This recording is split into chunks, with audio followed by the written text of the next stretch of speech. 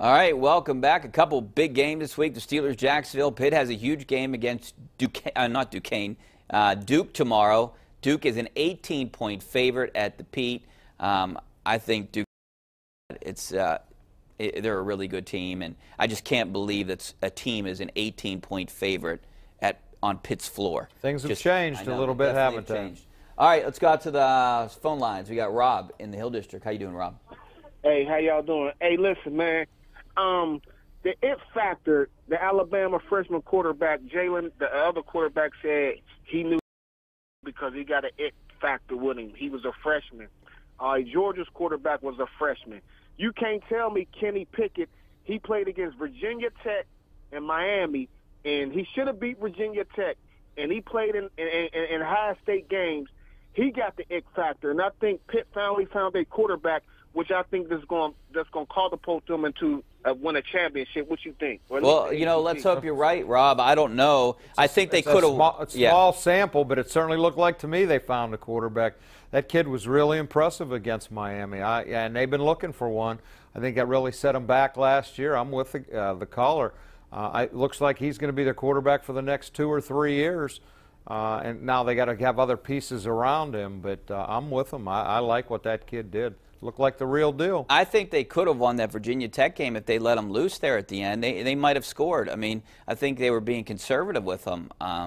I like this kid. He's a freshman. You might be right. He might have that it factor.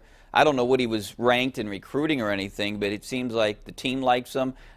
They got a couple good wide receivers to commit because of him. So we'll see.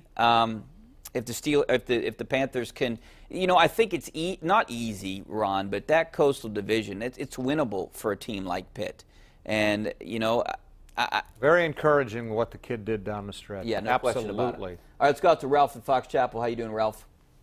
Hey, Ron, Rich, thanks for having me on, guys. Thank you so much. No problem.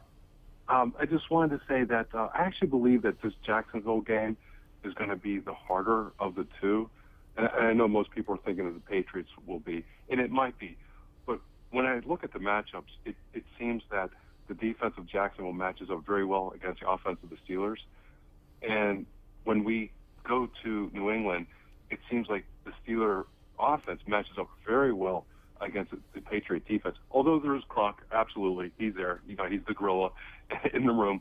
But I believe that we'll have a close game against Jacksonville and a much bigger win against the Patriots.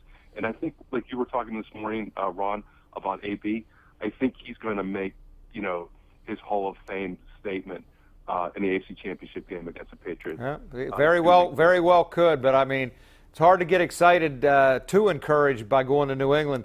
They're, what, 17-3, Brady and Belichick together in the postseason at Gillette Stadium. The Steelers are 0-6 up there without they beat Matt Castle one time, but they haven't beaten Brady or Belichick when they've played together.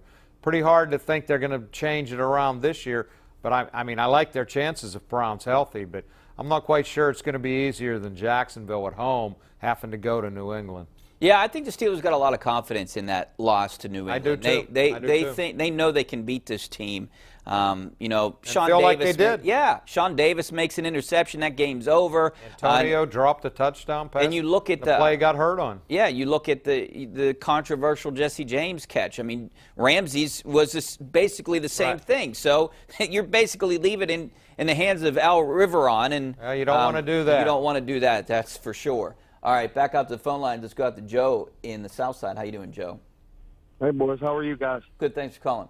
Hey, two things, and I'll let you guys go. One, I just wanted to ask you, do you think the Jacksonville defense is more of a mismatch in the aspect of if it goes right? I believe Ramsey will take Brown and Bouye will take Brian, but who matches up with Schuster and McDonald? Where I'm at. That's what I think the X factors are, and that's what we talked about early in the show. Thanks. Everybody's for the call. Healthy, ready to go. I don't think Le'Veon was at his best stat early in the season. He picked it up a little bit later. He didn't give any carries that game. He had 15 carries. Remember, he was critical of the game plan afterwards, saying this is a bad run defense. I think Le'Veon's going to get a lot more action this week. Yeah, you know, the one thing about running the ball, they might not break it open faster, but I think the Steelers score 30-some points. I really do. against this Jacksonville team. I know that sounds optimistic, Ron, but I like the way they were playing down the stretch. And, you know, maybe they get off to a slow start because of this rust thing that people are talking about, but, hey, they've been practicing. You know, I'm with Tomlin. I'd rather have him healthy and take my chances. Yeah, no question about it. All right, we're going to take a break. Back to wrap things up coming up next. Stay right there.